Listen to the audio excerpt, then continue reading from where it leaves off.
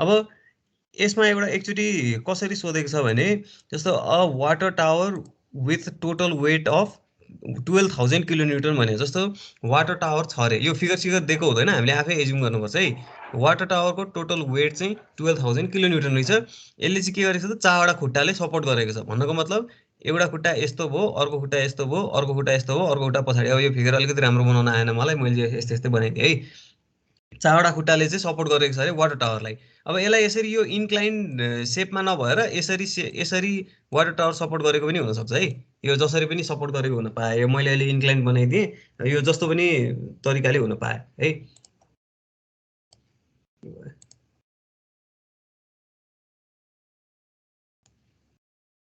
ल त्यसपछि अर्को के भन्यो त, चारवटा खुट्टा छ भन्यो है।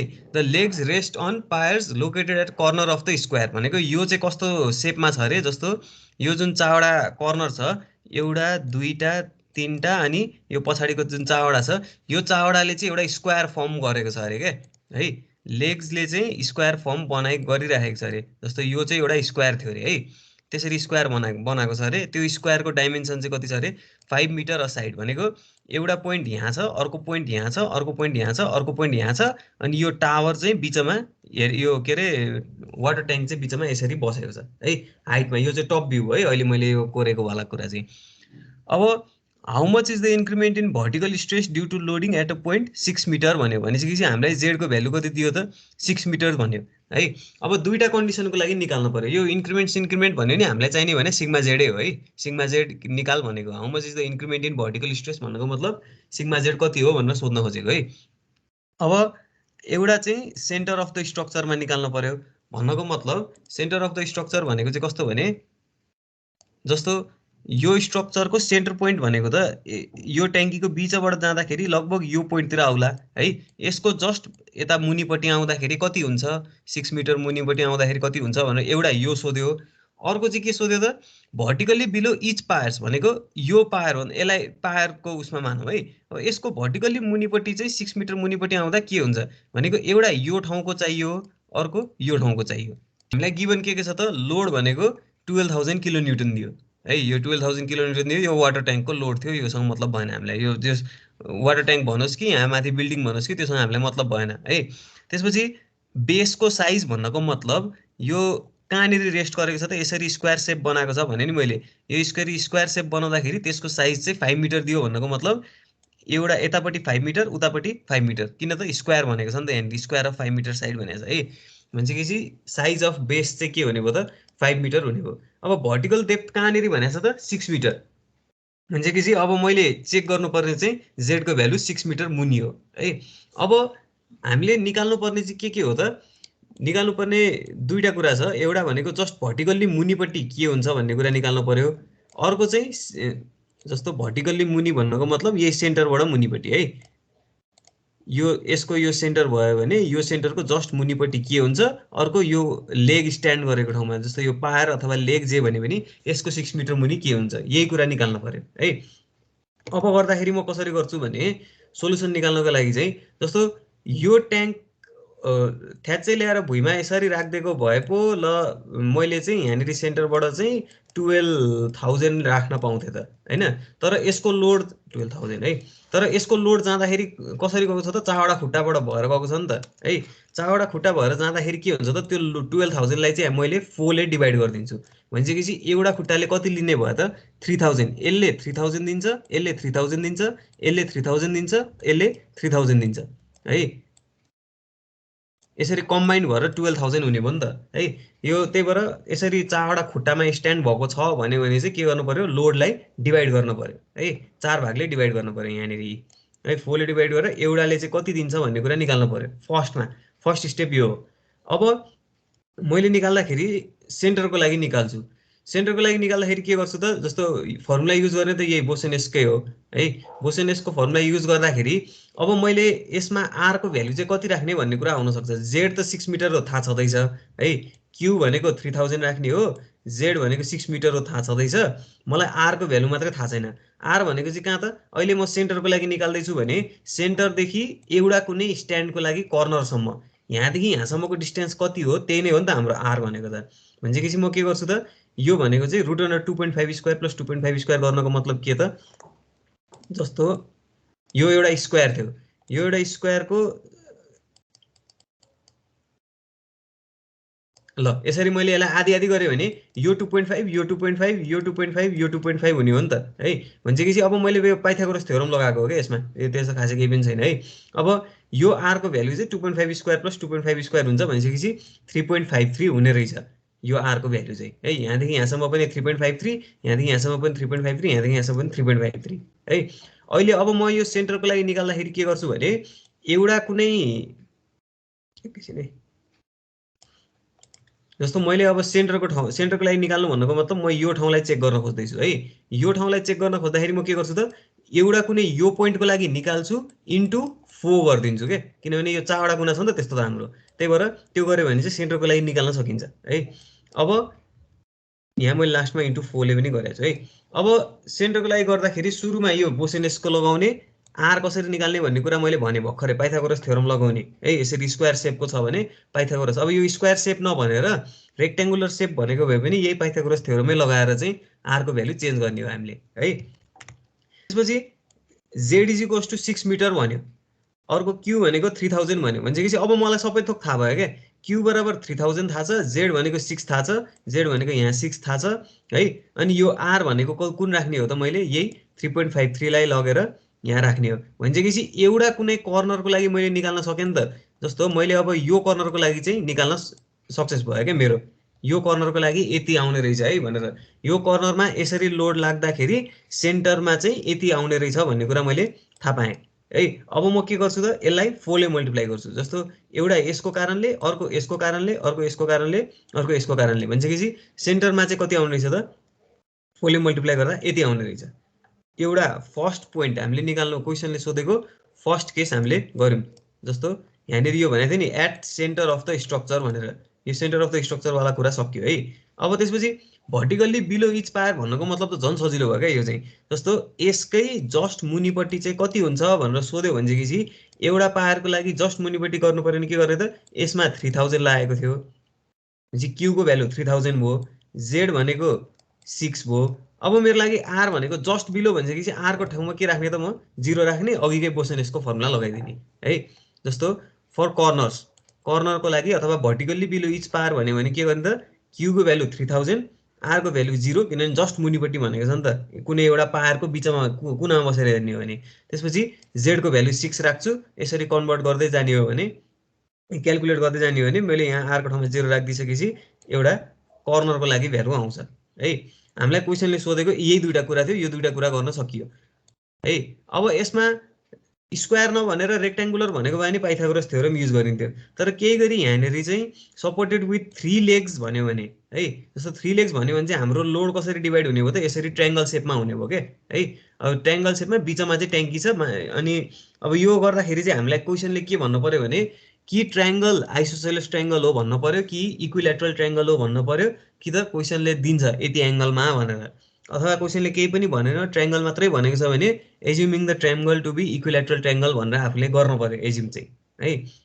अब ट्रायङ्गुलर लोडको लागि चाहिँ के गर्नु पर्यो त, जस्तो हामीलाई मानौ अब यो सकिसक्यो है, यहाँ माथिसम्म अघिको क्वेसन यतिसम्म मात्रै थियो है। अब हामीलाई चाहिँ केही गरी त्यो स्क्वायरको ठाउँमा इक्विल्याटरल ट्रायङ्गल भनेको भए चाहिँ के गर्ने त, यो ट्रायङ्गल छँदै थियो, यो ट्रायङ्गलको हामीलाई के थाहा हुन्छ त, डाइमेन्सन 5 मिटर भनेर दिएको हुन्छ, त्यो दिइसकेपछि इक्विल्याटरल ट्रायङ्गलको एङ्गल 60 डिग्री हुन्छ नि त, त्यो 60 डिग्रीलाई चाहिँ मैले बिचबाट यतातिर डिभाइड गरेँ भने के हुन्छ त, 30 डिभाइड हुने हो नि त। त्यही भएर अब मैले यो cos 30 को फर्मुला लगाएर चाहिँ आरको भ्यालु कति हुन्छ भनेर निकाल्न सक्छु कि।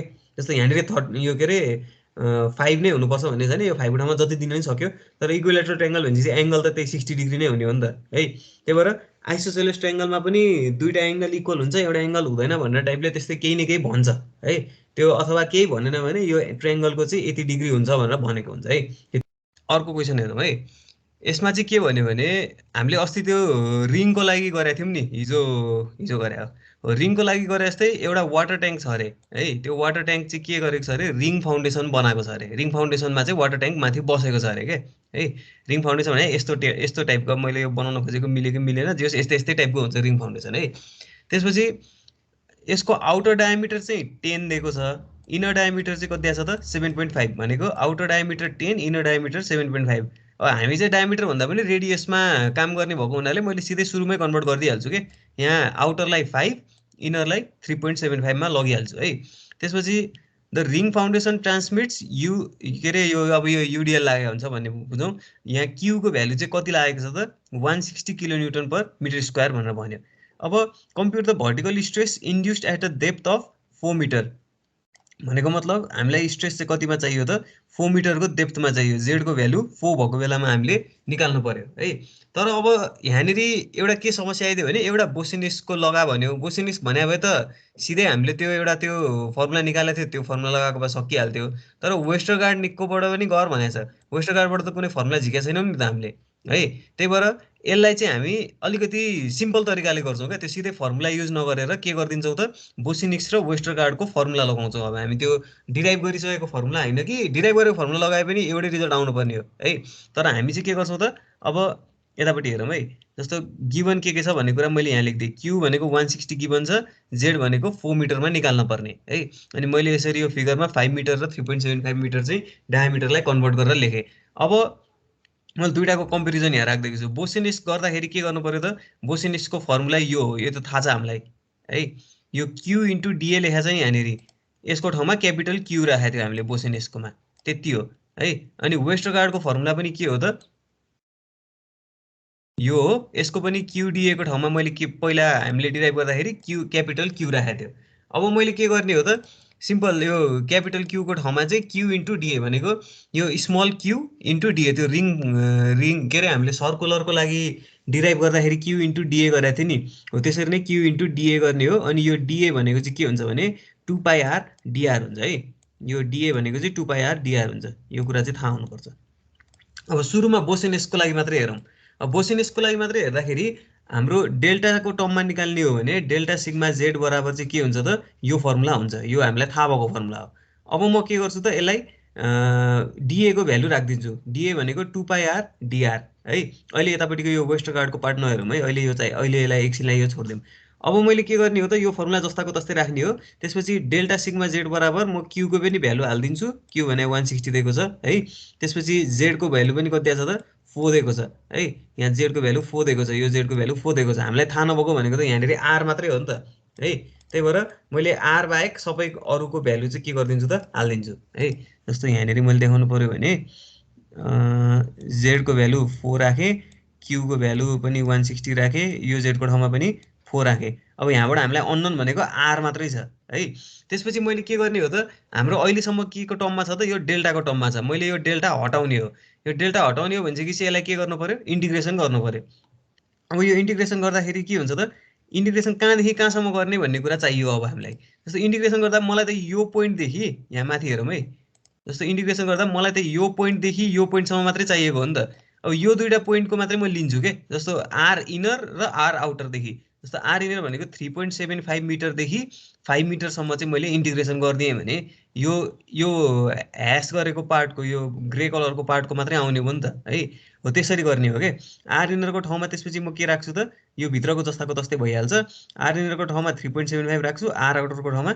5 राखिदिन्छु अब यो यसलाई यो हामीले त्यो पुरै यो आरलाई माथि लगेर यताउता गरेर इन्टिग्रेसन गरिराख्न जरुरी छैन यो सिधै क्यालकुलेटरमा टाइप गर्ने हो भने यो आउन सक्छ है क्यालकुलेटरमा हान्न आउँछ कि आउँदैन एकचोटि यो आफ्नो क्यालकुलेटरमा हानेर हेरौँ है यो क्यालकुलेटरमा हान्दाखेरि एक्ज्याक्ट यही नै आउँछ अथवा यसको ठाउँमा चाहिँ हामीले अस्ति पढेको वाला फर्मुला त्यो सर्कुलरवाला फर्मुला लगाएर इन आउटर माइनस इनर गरेको भए पनि यही रिजल्ट आउँथ्यो है अब के गर्ने त वेस्टरगार्डकोमा जानु पर्यो भने अब वेस्टरगार्डमा जाँदाखेरि पनि प्रोसेस त्यही हो फर्मुला चाहिँ के हुन्छ त वेस्टरगार्डको फरक छ है बोसेनेस्कमा यहाँ 5/2 हुन्थ्यो भने यसको ठाउँमा यहाँ 3/2 हुन्छ यहाँनिर एक्स्ट्रा यो 2 आएर बसेको हुन्छ है अनि यतापट्टि यहाँनिर यो 3 हुँदैन 3/2 हुँदैन यसमा चाहिँ सिधै 1/u हुन्छ अब यो वेस्टरगार्डको फर्मुला थाहा हुनुपर्छ अब यति थाहा भइसकेपछि मैले के गर्ने हो त सिधै अघिकै जसरी जस्तो डिएको ठाउँमा 2πr डिआर राखिदिने है 2πr डिआर राख्ने त्यसपछि क्यूहरूको भ्यालु सब्स्टिट्युट गर्दाखेरि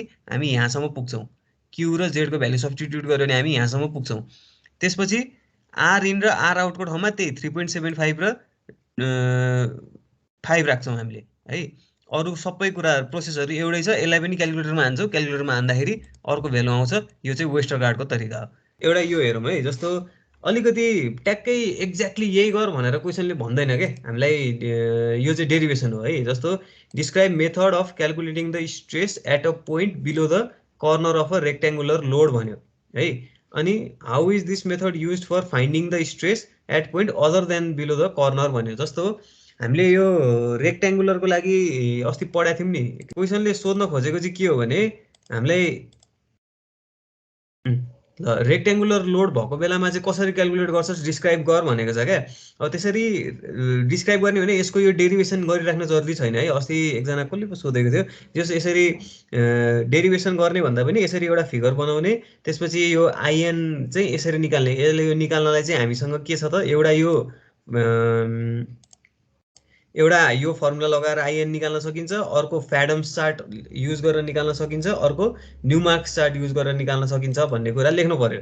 त्यसपछि how is this method use for finding the stresses at points other than below the corner भन्नको मतलब यसले त कर्नरमा मात्रै दिने हो।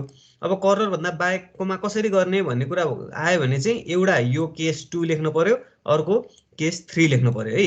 क्वेसनले एक्ज्याक्टली यही गर भनेर नभने पनि जस यो भन्न खोजेको कुरा यति नै हो है। यसमा गर्ने कुरा चाहिँ यो बुझियो, यो अहिले मैले भनेको।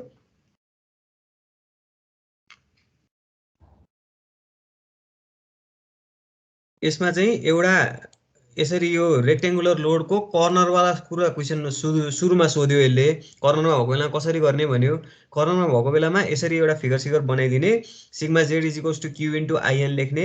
अनि यो आइएन निकाल्नको लागि चाहिँ हामीसँग एउटा फ्याडम्स चार्ट छ, अर्को यो फर्मुला छ, अर्को न्युमार्क्स चार्ट छ है।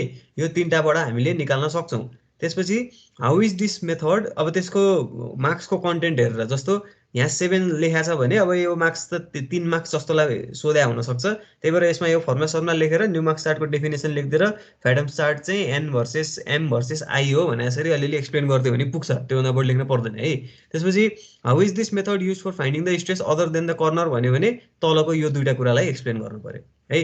यसरी अलिअलि यहाँनिर मैले चाहिँ सर्टकटमा डिभाइड रेक्टेङ्गल इन्टु 4 पार्ट्स भने त अब यो मार्क्स अनुसारले अलिकति ल्याङ्ग्वेज स्याङ्ग्वेज बढाउने काम चाहिँ गर्नुपर्छ है। कहिलेकाहीँ एक्जाममा टाइम भ्याउँछ भने अलिक लामो लेखिदिँदा पनि हुन्छ है। यो कुराहरू लेख्नु पर्यो। यसमा भनेको कुरा त्यही हो है। अब प्लान अफ द फाउन्डेसन यसरी दिएको छ, फाउन्डेसनको प्लान यस्तो छ, यताउता छ भनेर भन्यो। हामीले अघि भर्खरै यो एल सेपको लागि पढाएको थियौँ नि, न्युमार्क्स चार्ट र फ्याडम्स चार्ट युज गरेर। अब यसमा चाहिँ के गर्ने हो त, त्यही आई निकाल्नु पर्ने हो। आई निकाल्दाखेरि यसमा चाहिँ म के गर्छु त, त्यो फर्मुलावाला, त्यो लेन्दीवाला फर्मुला, अघि देखाएको वाला फर्मुला यसरी यसरी यो डिभाइड गरेको थिएँ नि, यसरी नै अब यसलाई यो पार्ट चाहिँ कर्नरमा हुने गरी कसरी रेक्ट्याङ्गलहरू डिभाइड गर्न सकिन्छ। अब त्यो चाहिँ एक्जाममा अब यही क्वेसन आयो भने कसरी गर्ने म एकचोटि देखाइदिन्छु है त। जस्तो यो ठाउँलाई मैले कर्नर बनाउनु पर्यो, पोइन्ट एलाई कर्नर बनाउनु पर्यो हो भनेपछि म के गर्छु त, यस्तो गरेर एकैछिन है त, यसलाई गर्दाखेरि कसरी गर्न सकिन्छ भने यो गर्यो भने यो एउटा रेक्ट्याङ्गल भयो, यो अर्को रेक्ट्याङ्गल भयो, त्यसपछि यो अर्को रेक्ट्याङ्गल भयो, अनि यहाँ पनि यसरी नै गर्नु पर्यो है। यो अर्को, अनि भनेपछि यो दुईवटा रेक्ट्याङ्गल चाहिँ घटाउनु पर्यो पछि हामीले है। जस्तो यो रेक्ट्याङ्गल र यो रेक्ट्याङ्गल चाहिँ पछि घटाउने, त्यसपछि अरू रेक्ट्याङ्गल चाहिँ जोड्ने। त्यसरी जस कसरी गर्दाखेरि अब यो प्रत्येक फिगरलाई यसरी गर्नुपर्छ भने मैले यो सिकाएर साध्य छैन है। जस्तो यसको ठाउँमा अरू नै कुनै सेप दियो भने आफैले गर्नुपर्छ। त्यही भएर यो भिजुअलाइज गर्ने काम चाहिँ आफैले गर्नु पर्यो है। यो जस हामीले कसरी गर्ने भन्ने कुरा जानिसकिया छ। यसको ठाउँमा मैले फ्याडम्स चार्ट र न्युमार्क्स चार्ट गराएर सिकाएँ भने अब गर्दाखेरि चाहिँ अलिकति सिम्पल खाले क्वेसन आयो भने चाहिँ हामीले कसरी गर्नु पर्यो भने एकैछिन है त, यो फर्मुला युज गर्नु पर्यो कि यो लेन्दीवाला फर्मुला है। यो फर्मुला युज गरेर गर्नुपर्छ है, यो न्युमार्क्स चार्ट र फ्याडम चार्ट दिएको छैन भने। एउटा चाहिँ के भनेको छ भने what is the basis of construction of Newmark's influence chart भनेर भनेको छ। जस्तो न्युमार्क्स चार्टको डेफिनेसन लेख्न सकिन्छ, कसरी युज गर्ने भनेर सोध्यो भने लेख्न सकिन्छ। तर what is the basis of construction भन्यो भने चाहिँ यसले के सोध्न खोजेको भने कसरी बनाएको भन्ने कुरा हो। अब यो चाहिँ हामीले पढेको थिएनौँ, त्यही भएर मैले यसलाई अहिले एक्सप्लेन गर्न आँटेछु है। जस्तो बेसिस अफ कन्स्ट्रक्सन भनेको कसरी बनाउने भन्ने कुरा सोध्न खोजेको। अब यसको लागि न्युमार्क्स चार्ट बनाउनको लागि हामीले के गर्छौँ भने एउटा सर्कुलर लोड हुन्छ हाम्रो, जस्तो सर्कुलर एरिया हुन्छ। यो एरिया चाहिँ के गर्ने हो त, 20 वटा इक्वल भागमा डिभाइड गर्ने हो। यसलाई भनेको मतलब यसलाई यसरी 20 वटा भागमा डिभाइड गर्ने हो के है। अब यो कतिवटा भयो, यो गन्दै जाने 20 वटा पुऱ्याउने है, बराबर भागमा 20 वटा भागमा हामीले डिभाइड गर्ने हो खासमा। अब यसरी डिभाइड गरिसकेपछि हाम्रो क्यूको भ्यालु चाहिँ के हुने भयो त, क्यू डिभाइड बाई 20। एउटा सेक्टर बराबर चाहिँ क्यूको भ्यालु क्यू बाई 20 हुने भयो। यो एउटा सेक्टर मात्रै लिने हो भने क्यू बाई 20 हुन्छ, त्यहाँनिर क्यू बाई 20 युज भएको हुन्छ क्या। अब के गर्ने हो त, लेट है, यहाँनिर लेट लेखेको छु मैले, 0.005 क्यू लेखेँ नि, सिग्मा जेड बराबर 0.005 क्यू लिएँ मैले। जस्तो यो मैले अस्ति यो अघि न्यू मार्क्स चार्ट देखाउँदाखेरि इन्फ्लुएन्स भ्याल्यु चाहिँ 0.005 भनेर लेखा हुन्छ नि यहाँ तलतिर, यसको यहाँनिर आइएफ भनेको 0.005 भनेर लेखा हुन्छ नि, यो त्यही 0.005 राख्न खोजेँ। अब यहाँनिर चाहिँ 0.005 को ठाउँमा चाहिँ म 0.006 राख्छु भन्ने हो भने यो आइएफको भ्यालु 0.006 हुन्छ क्या, त्यस्तो हो। तर स्ट्यान्डर्ड चाहिँ 0.005 नै युज गर्छौँ है हामीले। अब म के लेट गर्छु त, सिग्मा जेड भनेको चाहिँ 0.005 हुन्छ भन्ने कुरा म एज्युम गर्छु। भनिसकेपछि अब म यो माथिको इक्वेसनमा यो सिग्मा जेडको भ्यालु चाहिँ के राखिदिन्छु त, 0.005 क्यू राखिदिन्छु। भनिसकेपछि 0.005 क्यू बराबर के हुने भयो त, यस्तो आउने भयो। अब म के गर्छु त, यो क्यू र यो क्यू काटिने भइहाल्यो। अब यहाँनिरबाट यो सर्कुलरको फर्मुला थियो है, त्यही अघि हामीले त्यो प्रेसरको त्यो के अरे आइसोबार निकाले जस्तै यहाँनिरबाट अब आर र जेडको लागि रिलेसन आयो हो हाम्रो। अरू सबै भ्यालु नोन हुन्छ, आर र जेडको रिलेसन हामीले निकाल्न सक्नुपर्छ। यसरी डिराइभ गर्ने हो भने हाम्रो R1 को भ्यालु चाहिँ मानौ यस्तो आउँछ क्या, 0.27 जेड आउँछ है। यो एउटा कन्डिसन भयो, यो एउटा भ्यालु चाहिँ सम्झिनुपर्छ है, R1 भनेको 0.27 जेड हुन्छ भनेर एउटा सम्झिनु पर्यो है।